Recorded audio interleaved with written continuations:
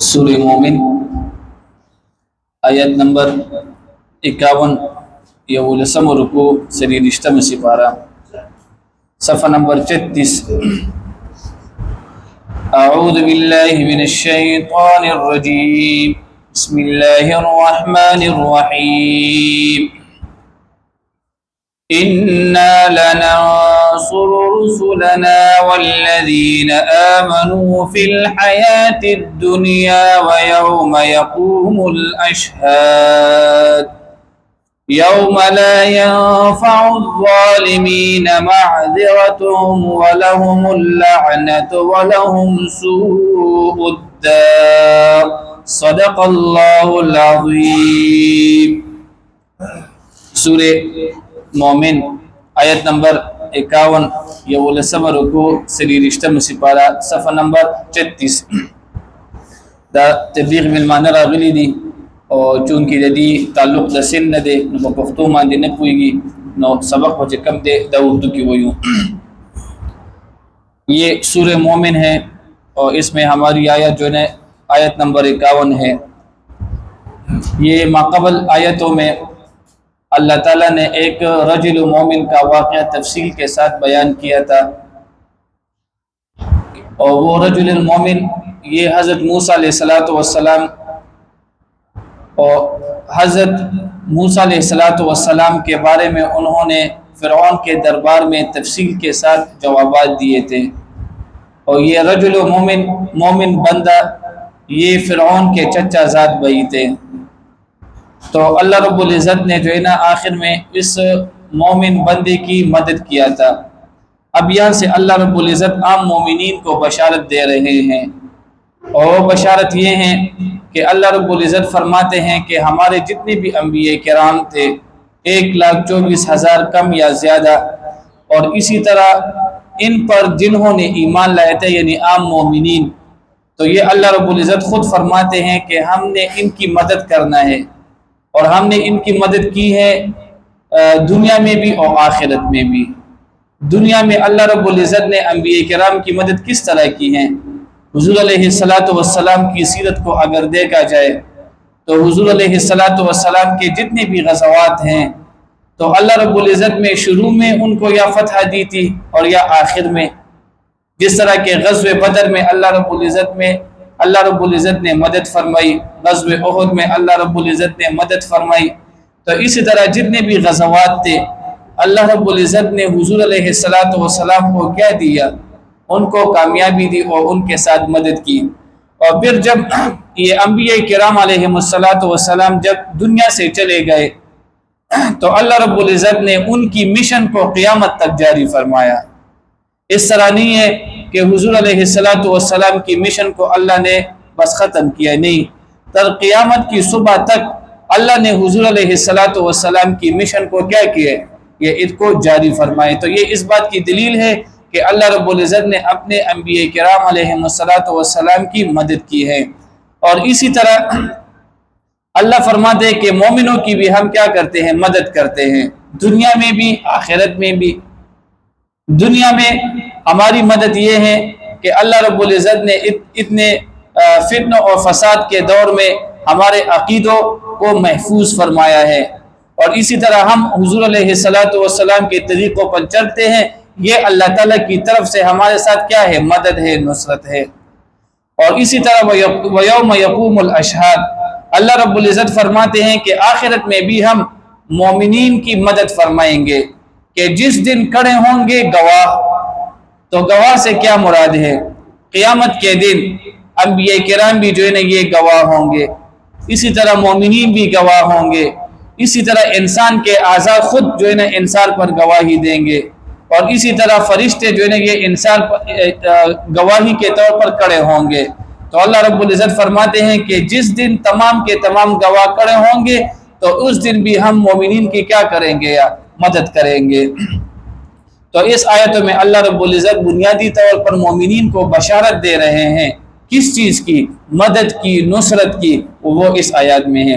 اِنَّا بے شک ہم نے لَنَنْصُرُ رُسُلَنَا ہم نے خامخواہ مدد فرمائی ہے اپنی پیغمبروں کی، والذین اور ان لوگوں کی آمنوا جنہوں نے ایمان لایا، فی الحیات الدنیا دنیا کی زندگی میں، ویوم یقوم الاشہاد اور جس دن کھڑے ہوں گے گواہ، یوم لا ینفع الظالمین، اللہ رب العزت قیامت کی طرف اشارہ فرما رہے ہیں کہ یہ قیامت اس طرح دن ہے کہ اس دن کسی بندے کی بھی معذرت یہ قبول نہیں ہوگی۔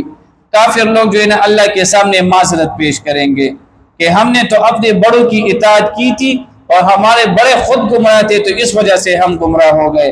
تو اللہ فرماتے ہیں کہ قیامت کے دن کسی کی بھی کیا قبول نہیں ہوگی معذرت، یوم لا ینفع الظالمین، جس دن نفع نہیں ملیں گے ظالموں کو، معذرتهم ان کی عذر کی، وَلَهُمُ اللَّعْنَةُ اور ان کے لیے لعنت ہے، وَلَهُمْ سُوءُ الدَّارِ اور ان کے لیے خرابی کا گھر ہے۔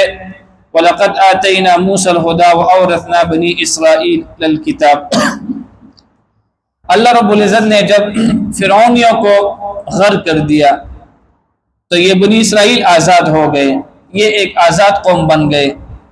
تو ہر قوم کے لیے زندگی گزارنے کے لیے ان کے لیے اصولوں کی ضرورت ہوتی ہیں، اور یہ اصول جو ہے نا شریعت مطہرہ میں جو ہے نا یہ کتاب کی شکل میں ہوتی ہے۔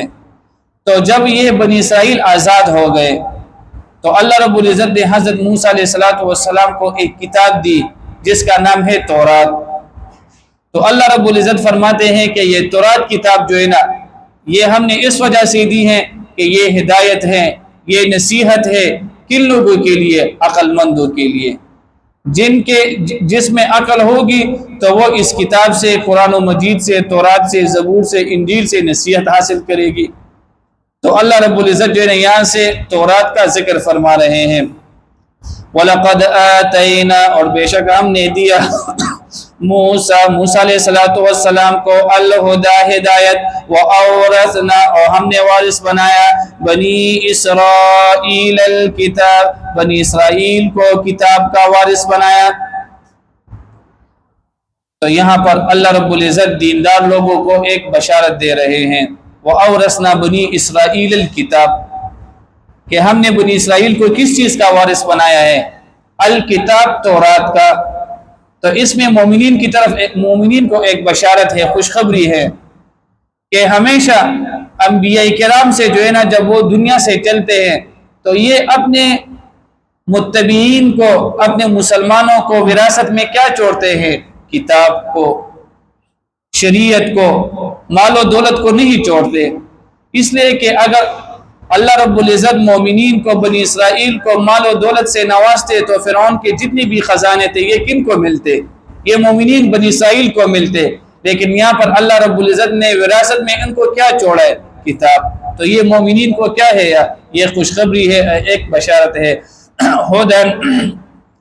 ہدن یہ تورات ہدایت ہے، وذکر نصیحت ہے، لأولی الالباب عقل مندوں کے لیے۔ فاصبر یہاں پر جو ہے نا جو دعوت کرتے ہیں، دعوت تبلیغ کا کام کرتے ہیں، ان کے لیے اللہ رب العزت اصول بیان فرما رہے ہیں۔ پہلی نمبر پر اصول کیا ہے؟ فاصبر، کہ حق کی میدان میں جو ہے نا صبر سے کام لینا ہوگا۔ اور دوسرا یہ واستغفر لذنبک، اپنے گناہوں کے لیے اللہ کے ہاں استغفار کرنا ہے۔ اور تیسری اصول وسبح بحمد ربک بالعشی والابکار، اللہ تعالیٰ کی تسبیح کرنا ہے صبح و شام۔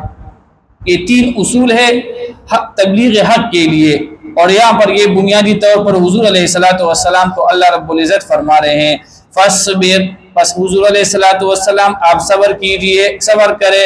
ان وعد اللہ حق، بے شک اللہ رب العزت کا وعدہ حق ہے۔ واستغفر لذنبک، اللہ رب العزت حضور علیہ السلام کو فرما رہے ہیں واستغفر، اور بخشش طلب کر، لذنبک اپنے گناہوں کے لیے، اپنے گناہ کے لیے۔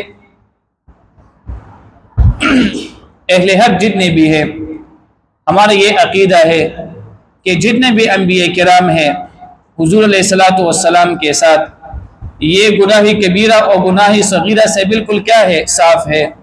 لیکن یہاں پر اللہ رب العزت خود فرما رہے ہیں کن کو؟ حضور علیہ الصلوۃ والسلام کو، کہ اپنی گناہ کے لیے اللہ کے ہاں تم کیا کرو گا؟ بخشش طلب کر۔ تو یہاں پر علماء کرام نے اس کا جواب دی ہے کہ چھوٹوں کی غلطی بھی یہ بھی بہت بڑی گناہ کی طرح ہوتی ہیں، یہ بڑوں کی چھوٹی سی غلطی بھی کیا ہوتی ہے؟ یہ بالکل گناہ کی طرح ہوتی ہیں۔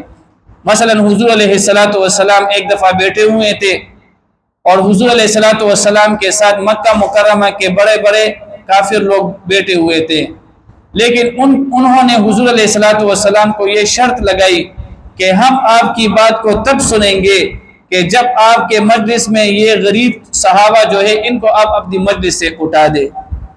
تو حضور علیہ الصلوۃ والسلام نے جب ان کو اپنی مجلس سے اٹھایا تو اللہ کی طرف سے ایک وحی آ گئی کہ آپ نے یہ کام اچھا نہیں کیا۔